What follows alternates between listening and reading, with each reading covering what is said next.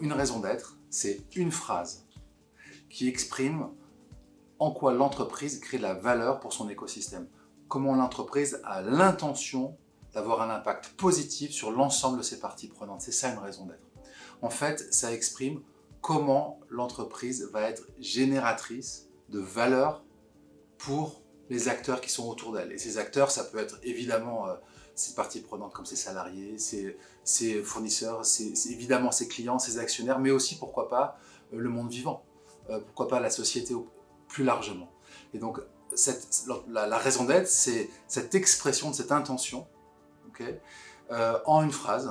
Et c'est un travail essentiel et vraiment fondamental pour être une organisation vivante, pour être une organisation agile, parce que ça a de nombreuses conséquences.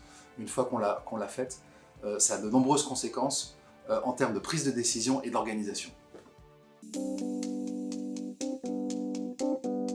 C'est important donc pour deux choses de définir sa raison d'être. C'est important d'une part pour créer son organisation. On va penser l'organisation au service de sa raison d'être. On va penser les rôles, les fonctions pour la réaliser.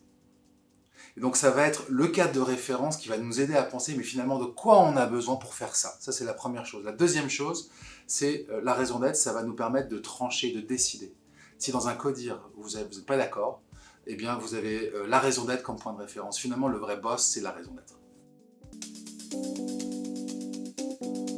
Comment on définit sa raison d'être? Ça, c'est un processus passionnant, c'est un processus qui mérite d'inclure le plus de monde possible et en même temps qui doit être profondément porté par la direction de l'entreprise.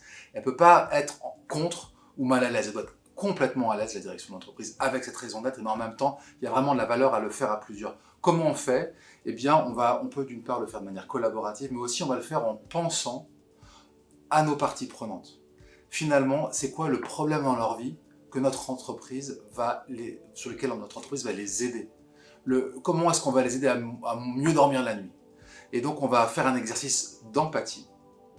D'ailleurs, pour ça, on peut utiliser du design thinking, de l'exercice d'empathie, pour se dire, mais finalement, leur enjeu à ces parties prenantes, c'est quoi? Et comment nous, on crée de la valeur pour eux, comment nous, on va avoir un impact positif dans leur vie, comment on va être générateur pour eux de plus de positif, donc c'est-à-dire de plus de résilience, plus de vitalité, plus de santé, plus de fluidité. Et ultimement, c'est ça qu'on doit faire comme organisation, comme entreprise, c'est être au service de nos parties prenantes pour leur amener un plus, de sorte qu'au final, notre écosystème va mieux. Écosystème social, humain, environnemental, pour qu'il aille mieux.